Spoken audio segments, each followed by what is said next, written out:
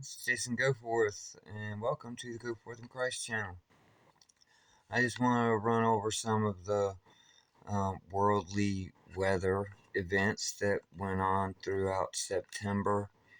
You know, as we enter our final days, the end of days here on Earth, the weather is going to get absolutely crazy, and the world's going to start tearing itself apart. But here's just a few quick ones from September.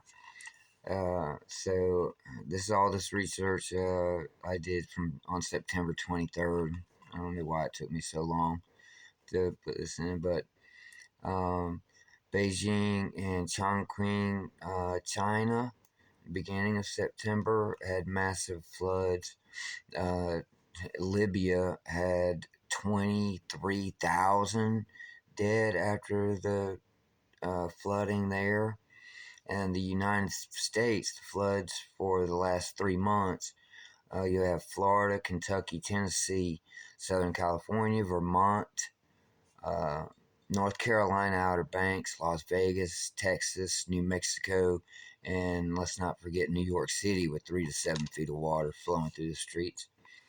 Global floods for the last 3 months would have been Saudi Arabia, India, Greece, Bulgaria, China, Japan, Chile, Spain, Australia, Brazil, and let's not forget there was a couple hundred that died after their little satanic themed carnival and the widespread flooding. There was also flooding across South Africa, Cape Town, and yeah, there was 23,000 dead in the Libyan floods in August. Um, there was 52 killed in a suicide bombing in Pakistan on the 29th of September. And protests turned violent between the Lebanese and Armenian protesters and security forces in Lebanon. Azerbaijan had taken control of the Nagorno-Karabakh, and the military operation that's going on between Azerbaijan and Armenia. As far as some other weather goes, our volcanoes, or our pillars of smoke, as the Bible calls them, of 2023. Quick note here: Mount Kilauea in Hawaii has actually erupted 3 times in 2023, and there are 63 volcanoes have been classified as erupting so far in 2023. We have 2 in Costa Rica, 10 in Indonesia, 6 in Papua New Guinea, 4 in the United States, 1 in Iceland, 2 in Nicaragua, 1 in France, 2 in Peru, 5 in Russia, 1 in the Philippines, 5 in Japan, 3 in Vanuatu, 1 in India, 2 in Chile, 2 in Italy, 1 in El Salvador, 3 in Ecuador, 2 in the Solomon Islands, 2 in the Republic of Congo, and the rest of these all had 1. Tanzania, the Tonga, Colombia, Australia, Mexico, Antarctica, Ethiopia, and the United Kingdom. As far as earthquakes go, there's too many to mention, but they've caused devastation and loss of life throughout the globe. Most have been along the Ring of Fire and along the fault lines of the Middle East, which have always been active, but there's been a huge uptick in quakes in places that they've never occurred before. Most of those are in areas for the United States. They're coming up in areas of fracking and drilling explorations. And anytime you need to know anything about earthquakes, I've been watching my man Dutch since I don't know 2012, I guess. But he's DUTCHSINSE. He actually forecasts. This guy forecasts earthquakes, and he is amazing. He's absolutely amazing. Big shout out to you, Dutch. You and the Duchess, but you are the man, dude. I've been watching your channel forever.